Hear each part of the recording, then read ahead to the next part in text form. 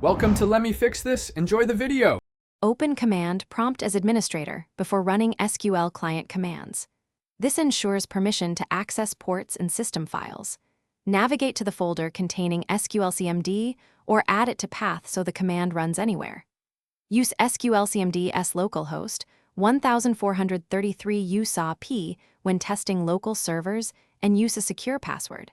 Prefer to omit P to prompt for a password interactively. Always confirm the server name and instance to avoid connection errors. Start an interactive SQLCMD session with SQLCMD s localhost USAP to run queries.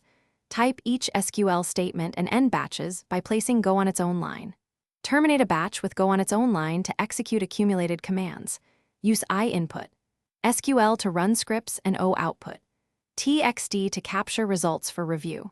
When scripting, set knockount on to reduce extra messages. Test queries on a development database, not production, to avoid accidental data changes. Use transactions and rollback to prevent unintended changes during testing.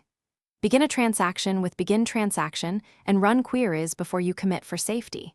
Set a 30-second login timeout with L30 for slow network connections and avoid long hangs. Use SQLCMD-B to return error codes for scripts used in automation.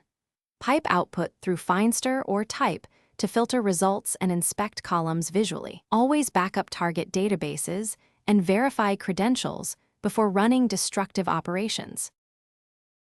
Thanks for watching. If you found this helpful, don't forget to like and subscribe.